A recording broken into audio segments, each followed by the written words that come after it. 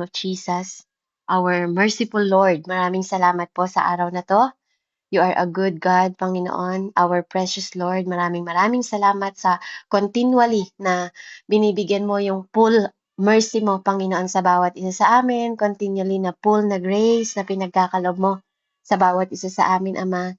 Maraming salamat po dahil no one is worthy kung paano kami, Panginoon, Lord, na nakatatayo before you, O God, sa iyong harapan. Ama, wala na pong ibang pang masarap na pakiramdam, Panginoon, na ikaw ay tawagin naming Ama. At maraming salamat, Panginoon, sa lahat ng great sacrifice na ipinagkakaloob mo at binigay mo sa bawat isa sa amin on the cross, O God. Salamat, Lord, sa mga reason ng iyong mga banal na dugo, Panginoon.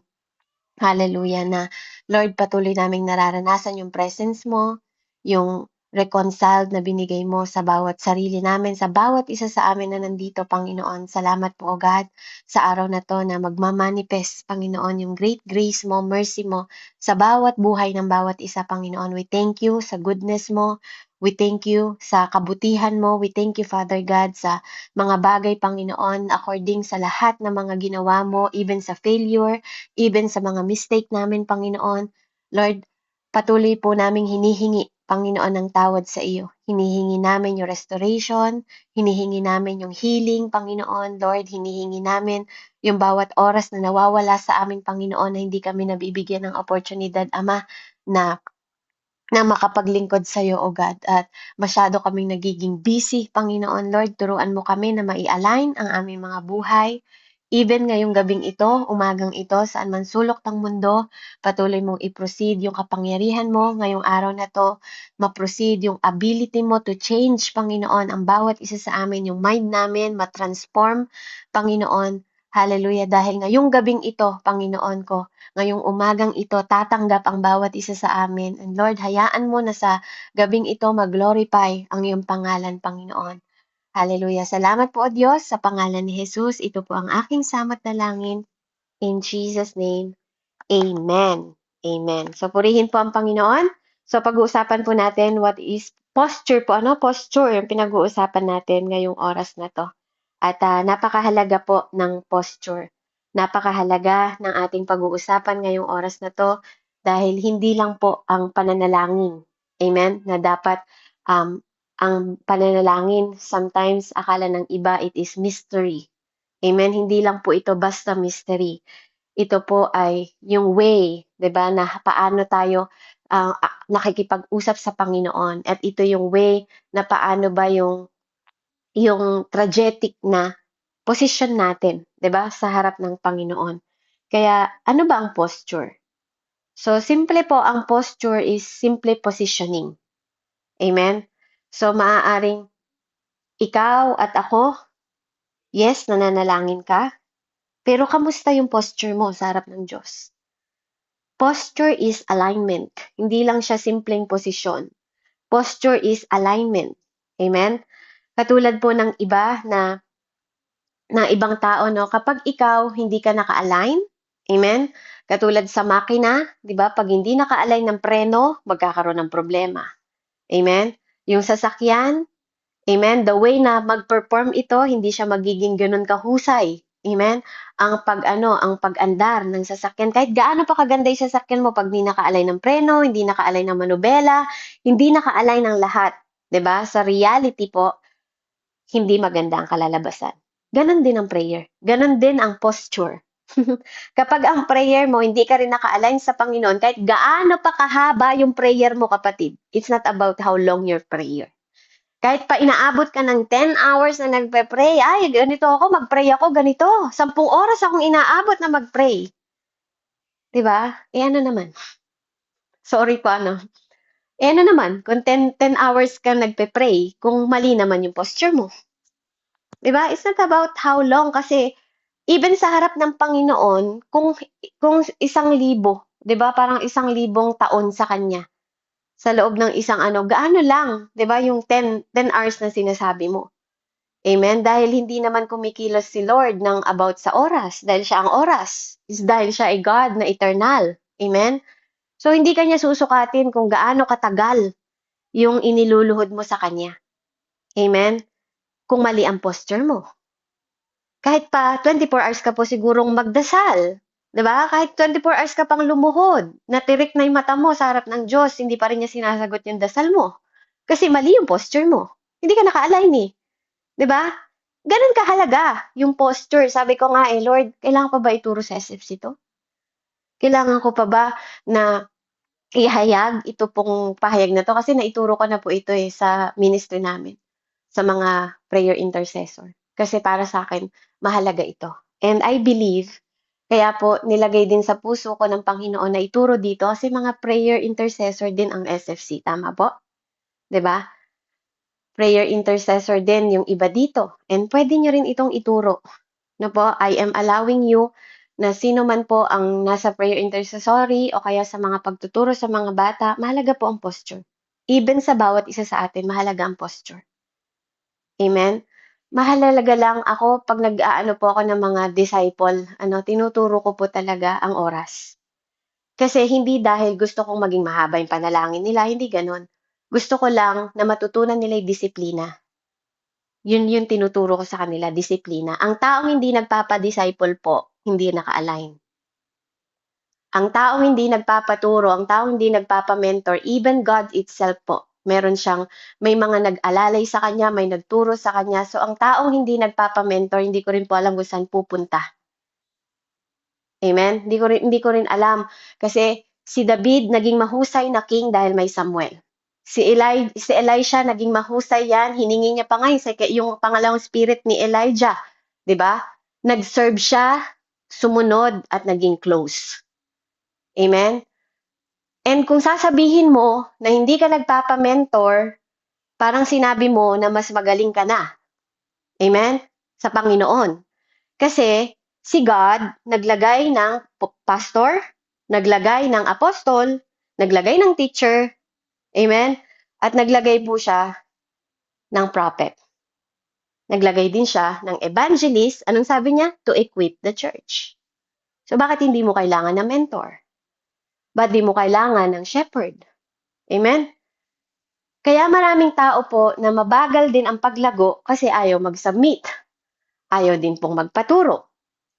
So, si Jesus, tinawag niya mga disciple, yung kanyang mga disciple, kasi dinisiplina niya yung mga tao na yon.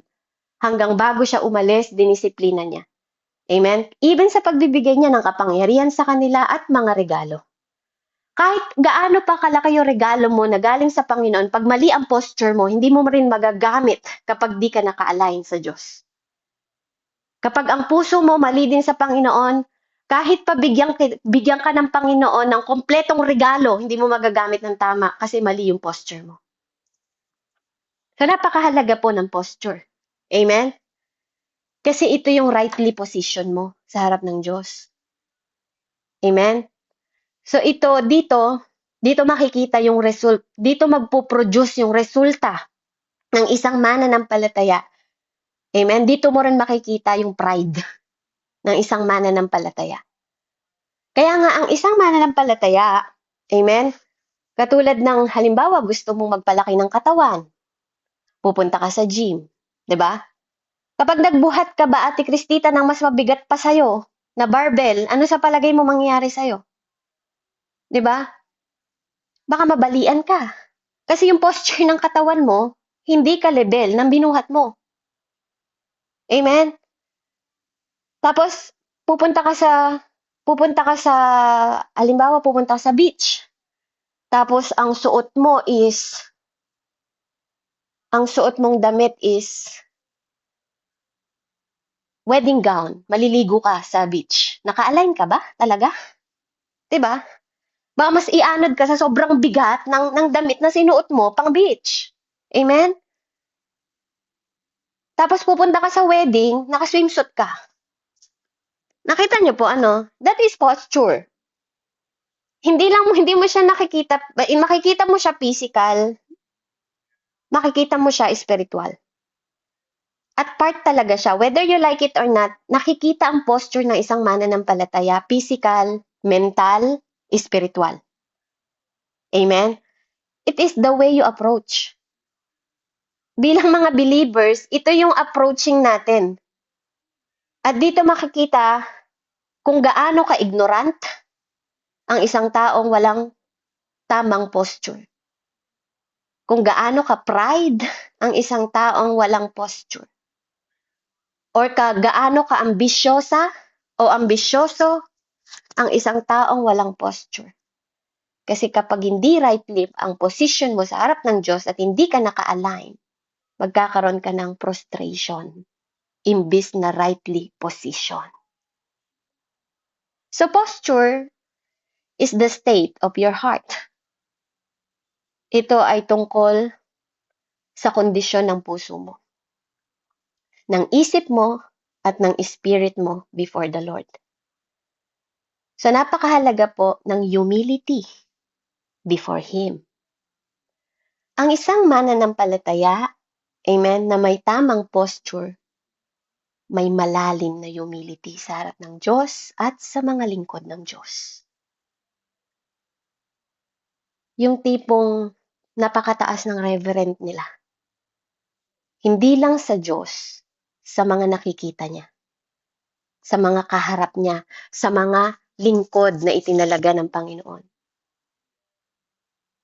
Kasi nakadepende siya sa Panginoon. Alam niya at kinikilala niya yung reverend ng Diyos sa buhay niya. Kaya kinikilala din niya yung reverend ng mga taong nakikita niya. Kasi ang taong may tamang posture, sinusurrender sa Panginoon. Kaya naging ready lahat ng bagay sa Kanya. Ang taong may tamang posture, alam mo gamitin yung regalo. Alam mo gamitin yung timing. Kasi nag-receive ka ng ready. May readiness ka. May tamang posture ka. May tamang instruction ka. Marunong kang rumisib ng correction. At marunong kang rumisib ng instruction from Him. At kung ikaw ay walang tamang posisyon, mahihirapan kang i-pursue o abutin. Mawawalan ng kapararakan lahat ng ginagawa mo. Kasi sa posture pa lang mali ka na. Yes, tama yung hangarin mo na magpagaling. Yes, tama yung hangarin mo na manalangin. Tama yun. Hindi ko po sinasabing mali yun. Pero pag mali ang puso mo, mali yung isip mo, mali yung spirit mo, mali ka pa rin. Anong mangyayari sa'yo?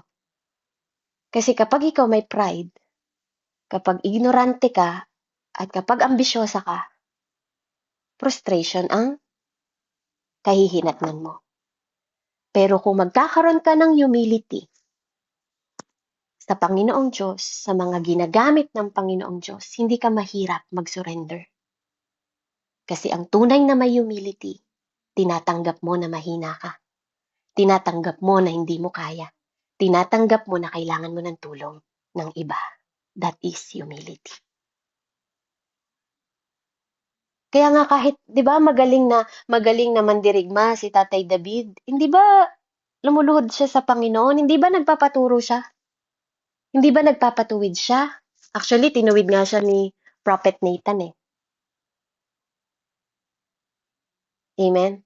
Kaya tingnan niyo yung mayayabang. Si Tatay Saul, na naging king, unang king bago kay David. Hindi pa siya tapos sa upuan, pinapalitan na ng Panginoon. Mayabang eh. Ayaw palid, ayaw paturo, ayaw patulong. Yun yung nangyayari sa mga tao na mali ang posture. Kahit pa nasa position ka na ng pagiging king o title, sabihin na natin sa mundo, title ang pagiging king eh.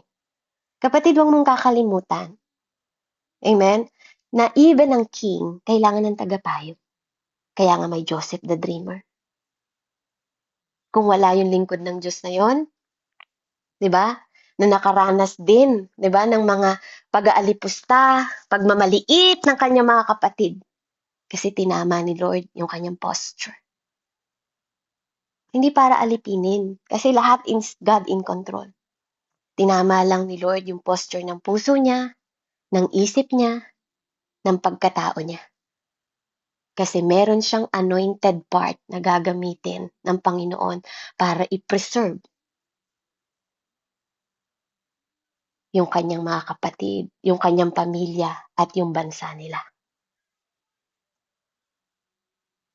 Lahat po may dahilan. Even ang pamilya, bakit may head? Ate Meds, bakit may tatay? Kasi kailangan may magsasubmit.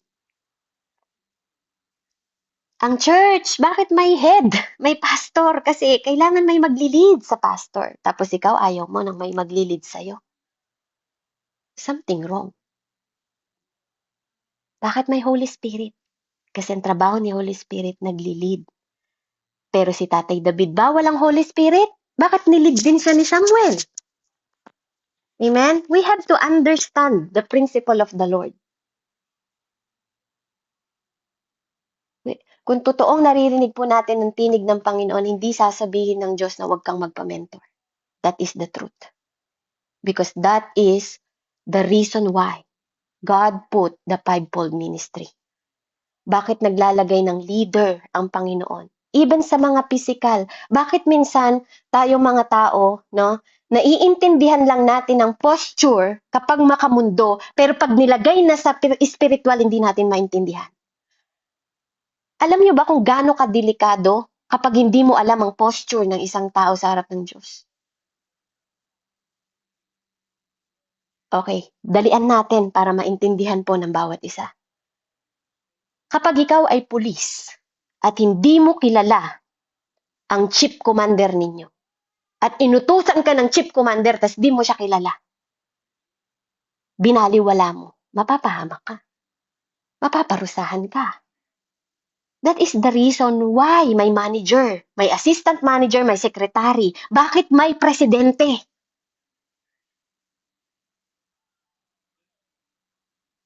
May congressman, may mayor, may governor. Kasi may kailangang pagsubmitan po sa lahat ng bagay. And even sa spiritual, ganun po. Kaya bakit may mga mananampalataya na mali ang posture, even salvation, tinatanong nila kung ligtas sila o hindi, at kung anong calling nila, kasi mali ang posture. Hindi naka-align. Posture mo pa lang. Posture ko pa lang hindi ko maintindihan. Paano ka pa gagawa sa calling mo? Posture mo pa lang hindi mo alam. Paano mo maririnig yung God's voice? Are you sure na God voice yung naririnig mo? Kung meron kang question mark sa salvation mo.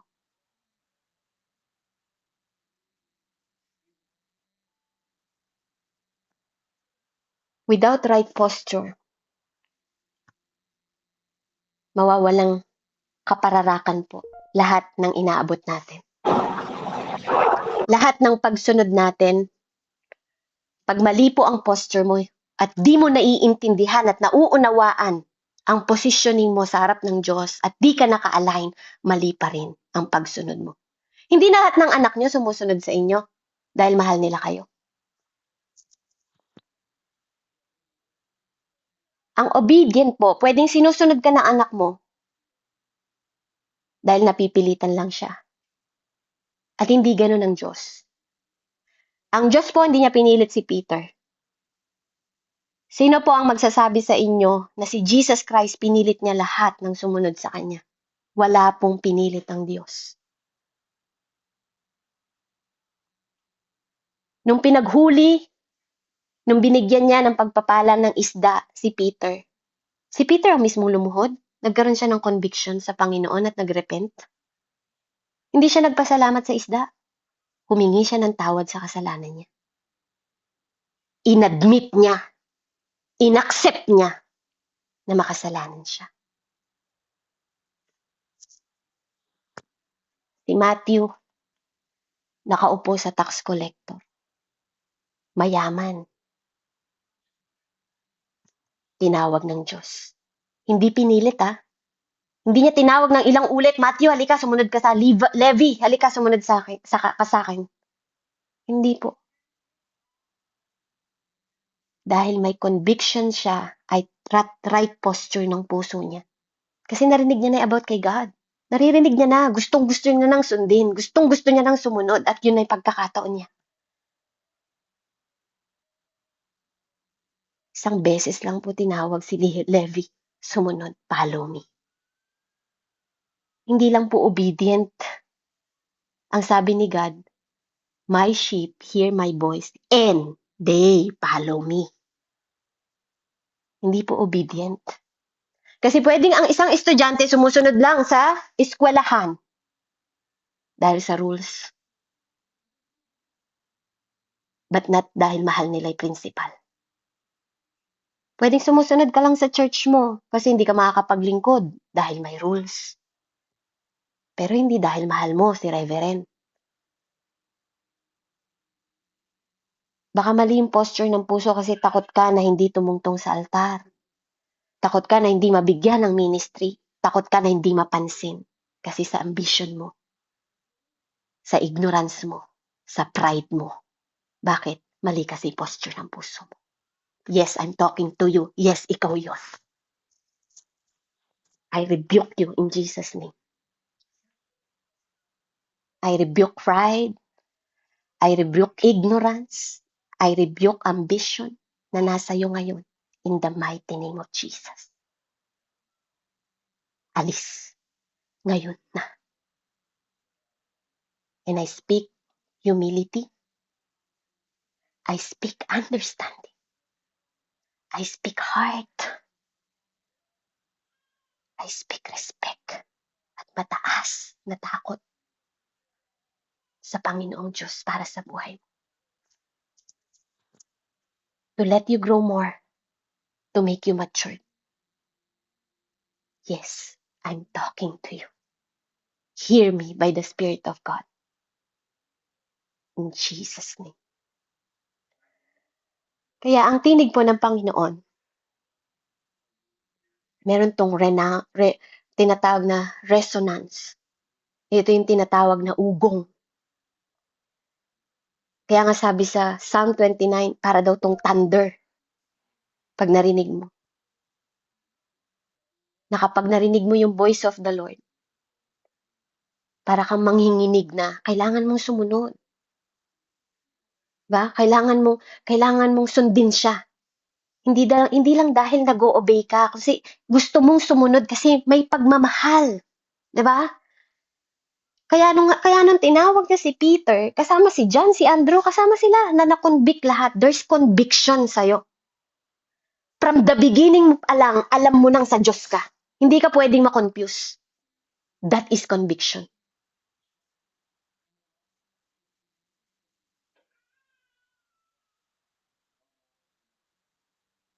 Kasi tamay posture. Si Zaccheo, pumunta si God. Mababasa niyo sa Luke. Kung di po ako nagkakamali, Luke 19:1 hanggang 10. Maliit na tao, tax collector. Gusto lang niya makita si God. Pero alam na ni God, posture pa lang ng puso niya, papunta pa lang dun sa Jericho, kung di ako nagkakamali, patingin mo po, Tita Lisa, Luke 19 po, 1 hanggang 10.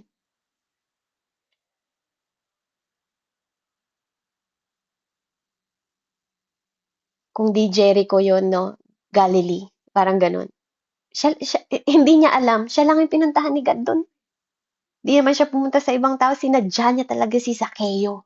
Kasi, papunta pa lang siya, narinig niya na yung spirit ni Zaccheo, yung posture ng puso ni Zaccheo. Tama po ba, Ate Pem? Kaya kahit umakyat siya sa puno ng sipora, kahit para puro tinik pa yun, aakyatin niya kasi may tamang puso siya para sa Panginoon. Gusto kong makita si Jesus. Ganon ka rin ba? Hindi dahil may pera siya. Kasi handa siyang ibalik lahat yun eh. Gusto niyang makita si Jesus. Kasi tama yung puso niya. Pero ang daming mananampalataya. Nasa Panginoon daw. Pero hindi naman nakikita. Pati kapwa mananampalataya. tinataga sa likod, inaaway, pinagseselosan, nagkakagatan. Tamang puso ba talaga? Tamang mindset ba talaga? Tamang positioning ba talaga?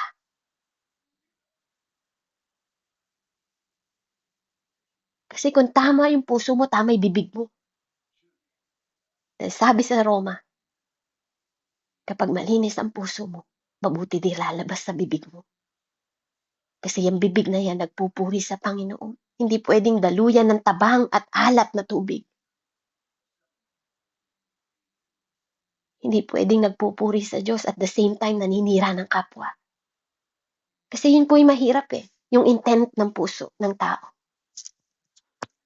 Pwedeng ngayon mabait ka sa akin, pwedeng mamaya tinataga mo ako sa likod.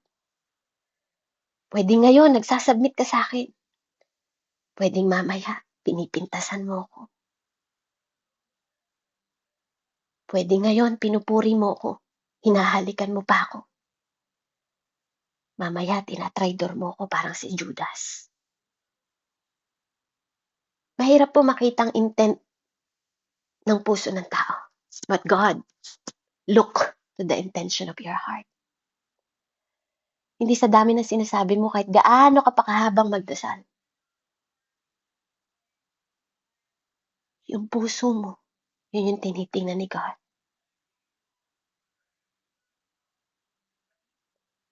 Hindi yung kahit gaano ka kahabang magbasa ng Bible. Nabasa mo na yung kwento ni Jeremiah, ni Moises, nabasa mo na yung kwento ni Abraham. Kamusta ka? Nagmanifest ba sa'yo yung word?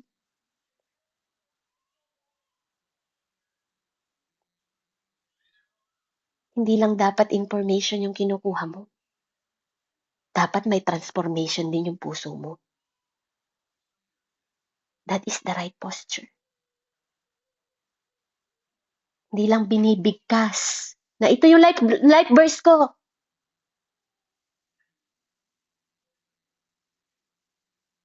Mali naman yung alignment ng position ng mind mo. Kung ano-anong iniisip mo sa ibang tao. Wala ka nang kinuwento kundi ibang tao. Do you think tama yung posture mo sa harap ng Diyos? Tapos sasabihin mo naririnig mo yung tinig ng Diyos. Bakit di ka binawal? Naririnig mo pala. Ba't di ka kinambik? Ba't di ka kinorek? Ba't di ka dinisiplina? Naririnig mo pala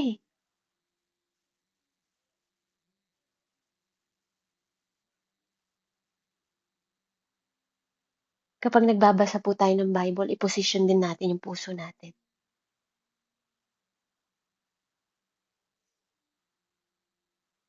Para hindi lang binabasa ng mata mo yung salita. Para yung information nagtatransform ng puso at isip mo. Puso at isip ko. Puso at isip nating lahat. The way pa lang na binibigkas may salita ng Diyos, may impact na sa ibang tao kasi nagiging epektibo. Bakit? Kasi nakikita sa buhay mo. Paano mo malalaman na nasa tamang posture ang isang tao? Nakikita mo yun sa buhay niya. Meron at wala, hindi nagbabago yung reverend niya sa Diyos. Meron at wala, nagpapasalamat siya sa Diyos. Kasi tama yung puso niya. Hindi yung mas mahabay panalangin niya dahil may kailangan siya sa Diyos. And most of mananampalataya nagdadasal dahil may kailangan sa Diyos. Nawa bawat isa po sa atin, lumuluhod din tayo dahil gusto natin yung presence niya. Naglo-longing tayo sa kanya. Katulad ng kwento ni Ate Pem kahapon. Yung babae, grabe niya, hinugasan niya ng pabango. Inahalikan niya yung paa ng Diyos. Tinutuyo ng buhok.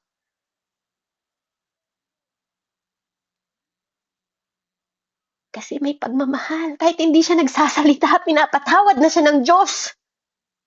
Kasi hindi mo kailangan magsalita sa harap ng Diyos. Position pa lang ng puso mo, alam na niya. Pinatawad ka na agad. Pinatawad ka na agad, di ka pa nagsasalita. Walang sinabi yung babae. Tama ba, Ate Pem, sa kwento? Wala. Hinugasan niya lang yung paa. Hinalikan niya. Sabi pa nga ni Jesus, meron pa yung isang kung pareho yung naghugas ng paa ni God. Bakit? Simon, ginawa mo ba to sa akin? Pero mananampalataya sila. Pero yung makasalanan na yun, kahit nakakahiya, hindi niya kinahiya.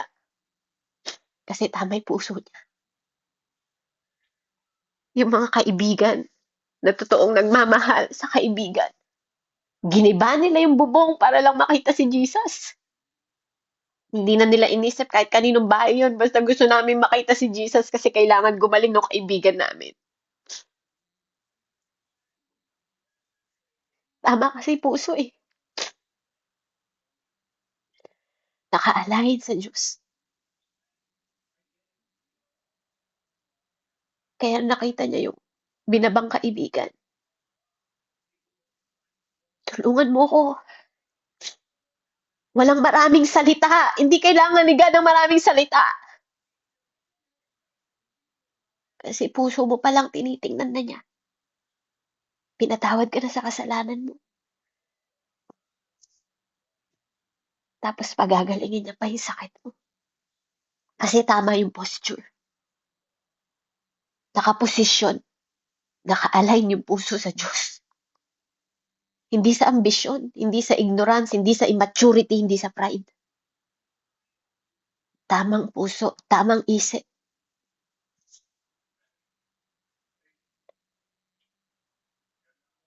Nagpapatuwid pag mali. Kaya nga yung righteous kahit madapa ng 7 beses. Hindi dahil sa ginawa niya. Pag tama pa rin yung puso niya, tatayo pa rin siya ng 7 beses, kapatid, hindi sa mga ginagawa natin. Pag tama yung puso natin sa harap ng Diyos, mas kayang pagalingin ng Diyos yung mga nananalangin na tama yung puso sa kapwa. Kaysa sa laging nananalangin nga, mali naman yung puso, mali yung isip, mali yung posture sa harap ng Diyos.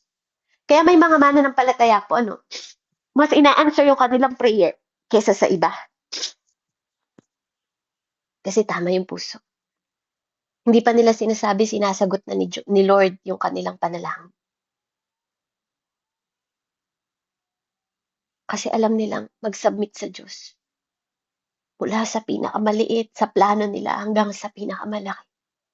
Kaya nagkakaroon pa lang ng desire yung puso nila. Tinutugon na ng Diyos. Si Daniel, hindi naman niya sinadyang mag-fasting ng 21 days. Kung mauunawaan niyo po yung kwento, hindi niya sinadya yung 21 days. Nung pumunta si Gabriel, day 1 pa lang, tinugon na ng Diyos.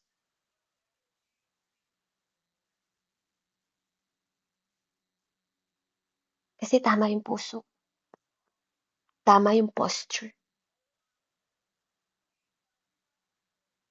Kapag tama yung puso mo, tama yung mind mo, maririnig mo ng malinaw na si Lord.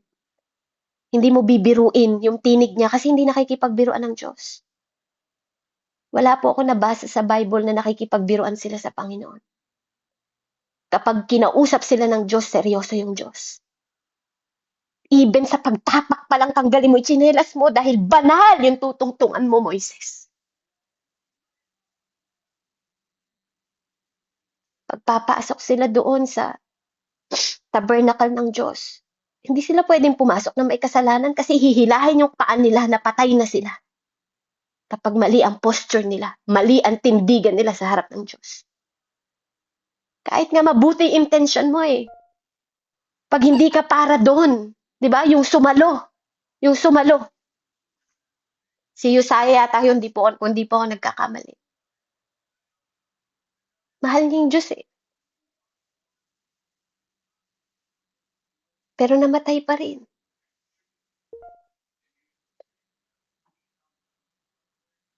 Kapatid, hindi nakikipag-usap si Lord. Even sasabihin mo pa lang yung pangalan niya, hindi mo pwedeng sabihin nang walang takot. Hindi pinaglalaroan ang pangalan ng Diyos. Kapag mataas yung banal na takot mo sa Diyos, sasabihin pa lang yung pangalan niya, hindi mo pwedeng tawagin na Jesus Christ. Kaya ang taong mataas, ang banal na takot sa Diyos, Lord Jesus, Ama, tingnan niyo po yung mga tao. Pansinin ninyo sino nakikipagbiruan na nakikipag-usap sa Diyos. Pero yung mga mananampalataya ngayon,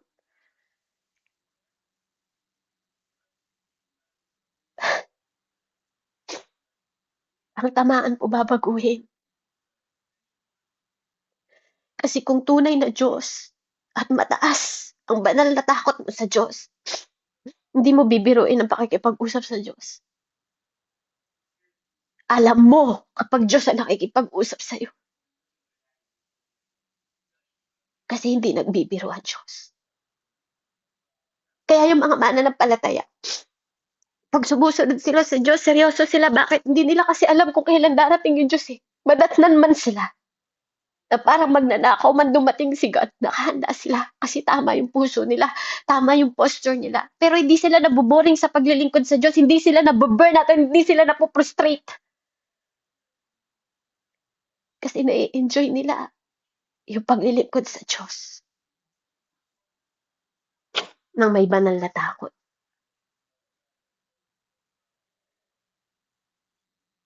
Simple lang po yung mensahe ngayong araw na to. Pabasa nga po sa Isaiah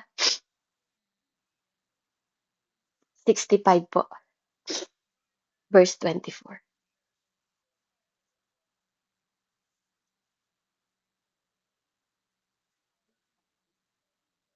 Kung meron pong may hawak na Bible, Isaiah 65, verse 24 po.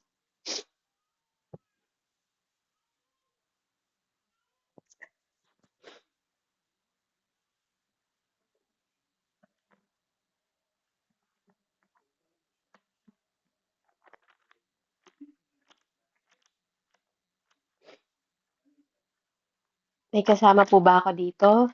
Ano po? Isaiah 65, Verse 24 po. verse 24.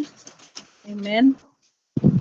Ang sabi po, ang dalangin nila kahit hindi pa tapos ay akin diringgin at ibibigay ko ang kanilang hinihiling. Amen. Salamat po sa salita ng ating Panginoon. Amen. Napakaganda, no? Hindi pa Amen. natatapos, Ate Melda, hindi pa natatapos yung panalangin mo, tutugunin na ng Diyos. Before they call, hindi ka pa tumatawag. Ina-answer niya na. While they are still speaking, I will hear, sabi niya. Kapag tama ang posture mo sa harap ng Panginoon, it's not about how long yung oras na nananalangin ka. It's about the quality ng panalangin sa Diyos.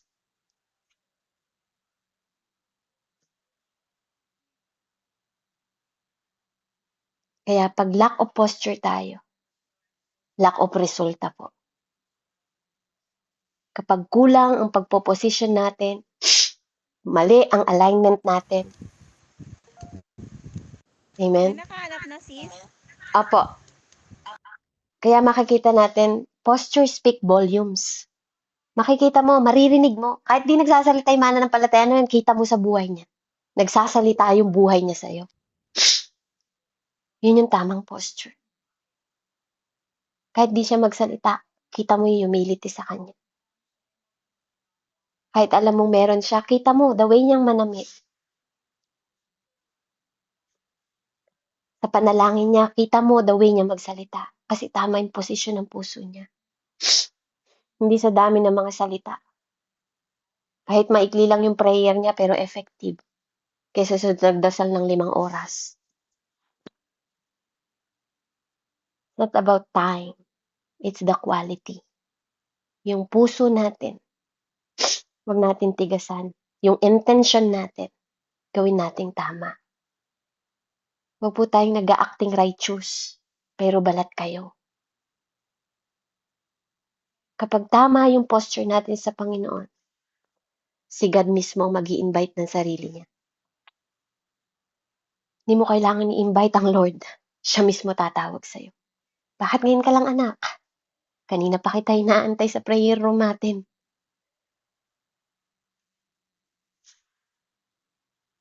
That is the right posture.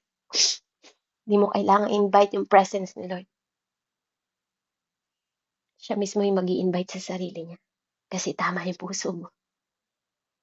Naka-align, nakaposisyon yung tamang katawan mo, yung body mo, even yung body language mo. Alam mo kung paano lumuhod. Kasi kilala mo yung kakausapin mo. Alam mo yung bigat. Hindi performance, kundi yung weight. Alam mo kung kailan ka pinatawad. Hindi ang kasalanan mo ang magbablock sa'yo sa Lord. Kasi hindi yun yung nag-block dun sa babae kahapon na lumapit sa kanya. Yung kasalanan niya ang nag-invite sa kanya kay Jesus. At si Jesus in-invite siya na hugasan yung paa niya. Dahil sabi ng Panginoon, ang nagkasala ng malaki, nagmamahal ng malaki. Kasi naunawaan.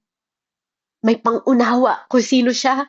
May pangunawa kung sino yung nagpatawad sa kanya. Kaya nagiging tama yung intensyon ng puso niya. Kaya hindi pa siya nagsasalita. Pinatawad na siya ng Diyos. Si Zaccheo, si Jesus hindi naman imbitado sa bahay nila. Siya mismo pumasok. Kahit maraming chismosa sa paligid.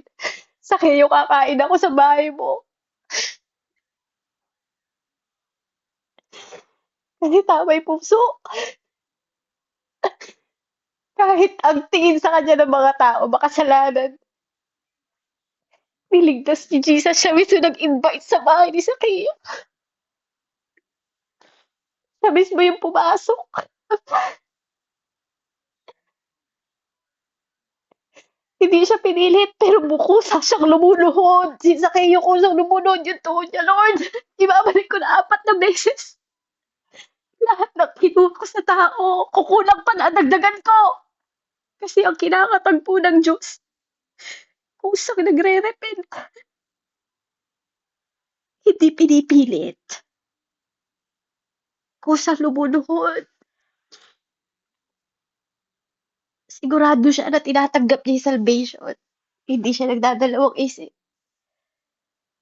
Kasi tama yung posture niya nung lumapit.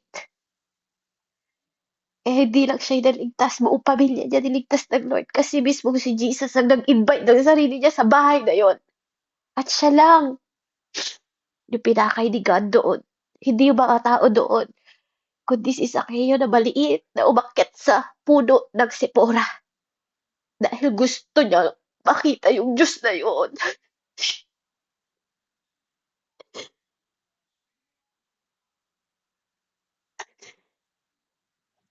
Sana ganun din tayo. Lumalapit tayo. Naghahanap tayo. Kasi gusto natin siya makita. Hindi lang humahaba yung prayer natin dahil sa kailangan natin. Hindi po masama, mga kapatid. Hindi ko sinasabing masama. Pero sana sa yugto ng buhay natin, para din tayong, kaya si Tatay David, kahit sa dami ng kasalanan niya, naging heart siya ni God. Kasi yung longing niya sa Diyos, pag hinaharap niya yung Diyos sa buhay niya, pag hinaharana niya, inaawitan niya. Kaya siya naging heart of God. Hindi dahil perpekto siya. Kapatid, hindi ka nagtagpo ng Diyos dahil perpekto ka. Kinatagpo ka ng Diyos kasi siya yung gagawa ng perfection sa'yo. Kinatagpo ka ng Diyos hindi dahil pure ka. Kinatagpo ka niya para gawin kang pure.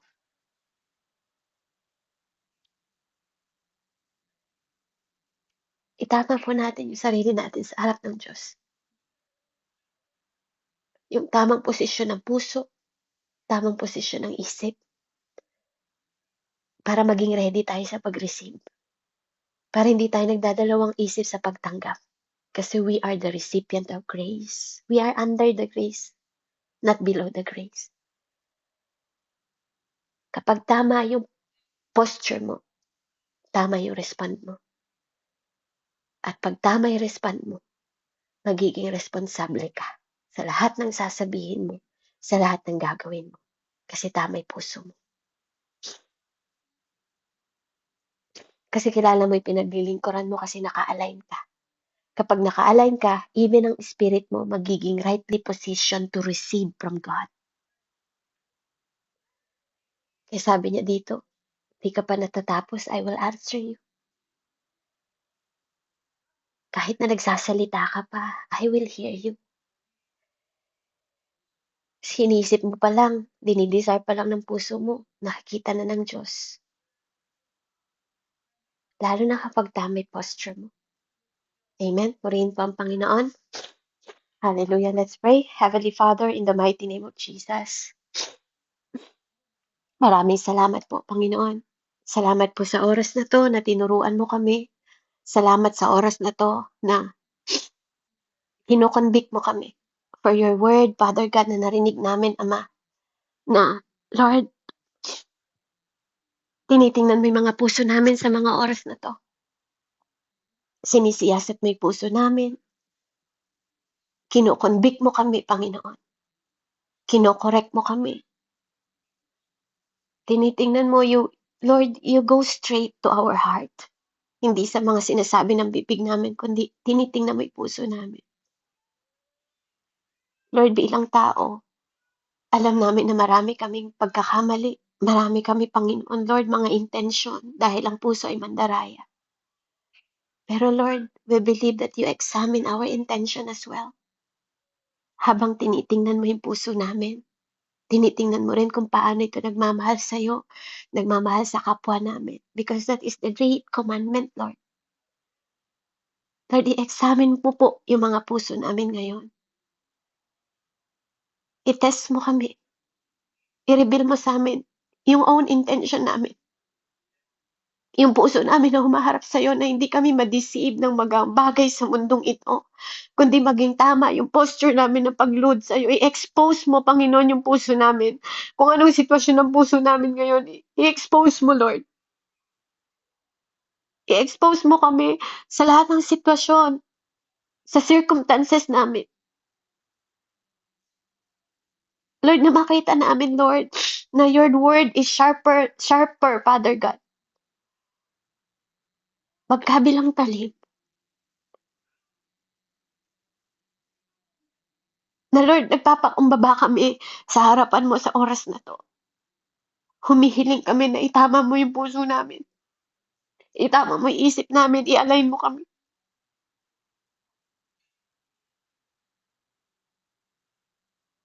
Lord, hayaan mong ma-involve kami sa tamang posture, Lord. Yung right na positioning namin sa sarili namin para hindi kami magkulang ng resulta. Dahil tama yung posture namin. Lord, maraming salamat, Panginoon. Na sa gabing ito, Lord, yung posture namin mag-i-speak ng volume na mas malakas, mas epektibo sa maraming tao. Kasi natutunan naming lumapit at magpakumbaba sa'yo. Tinatanggap namin na kailangan namin ng shepherd na katulad mo. Tinatanggap namin lahat ng mga tao, Panginoon, na dinala mo sa buhay namin para turuan kami, tulungan kami, Panginoon, at mapalalim pa kami sa pagkilala sa'yo. Kasi hindi namin gusto maging ignorance, Lord. Hindi namin gusto magkaroon ng immaturity. Hindi namin gusto magkaroon ng pride sa harapan mo. Na dito pa lang sa lupa natututunan namin mag-submit. At Lord, bilang mga leader, bilang tinuruan, bilang nagpapasako, turuan mo din yung mga puso namin, Panginoon, na magturo sa iba para ma-elevate sila, para humayo din sila, lumago sila, Panginoon. Na Lord, hindi namin gusto na gaano sila katagal sa church, kundi Lord, makita namin sila lumalago. Dahil hindi sila amin. Sa'yo sila. Pinagkatiwala mo lang sila sa amin. Kaya Panginoon, sa the way na mag-matured po sila, makita Panginoon ko yung elevation, Lord. Makita Panginoon, Lord, yung paglago nila ng may maturity, ng may mataas na reverend kasi nagkaroon sila ng mataas na pagkilala sa'yo, ng tamang posisyon sa pagharap sa'yo. Dahil din sa mga tinuturo mo sa amin. Lord, maraming salamat, Panginoon, sa kababaang loob mo, sa grasya mo, sa kabutihan mo, sa awa mo. Dahil doon, Lord, yun yung sumasagot sa amin. Sa mga favor mo, Panginoon, para maging karapat-dapat kami. Salamat sa lahat ng ginawa mo sa amin, Panginoon. Patawarin mo kami sa mga maling alignment namin, maling posture namin sa harapan mo. Kung minsan nagiging mayabang kami na di namin alam. Salamat, Panginoon. Salamat ngayon pa lang, Lord. Nararanasan namin, Panginoon, yung masaktan, maituwid, makorek, Panginoon, makudbik, Ama. Dahil, Lord, mas magandang nandidisiplina kami ngayon na hindi namin maisalin sa iba yung pagpasaway namin, Panginoon, kundi makita namin, masalamin namin sa pamamagitan ng iyong salita at hindi masalamin ang sarili namin sa ibang tao. Kundi makikita lang namin ang humility kung sa'yo namin sinasalamin ang sarili namin at hindi sa ibang tao, Panginoon. Dahil pride ang makikita namin pag sa ibang tao kami nanalamin. Lord, hayaan mong sa salita mo at sa'yo dahil ikaw ang Diyos na kailangan naming sundin. Ikaw ang Diyos na kailangan naming marinig na parang mga tupa because you are our good shepherd that we need to follow. Lord, we honor you. We bless your name. We adore you, Panginoon. And we praise you, Father God. May your name be glorified in the mighty name of Jesus, our Lord and Savior. In the name of the Father, the Son, and the Holy Spirit, I pray. Amen and amen. Glory to God po and God bless po sa bawat isa. Purihin po ang Panginoon. Back to you, Ate Pam. Amen. Praise God. Palakpakan po natin ating Panginoon. Hallelujah. Glory to Jesus.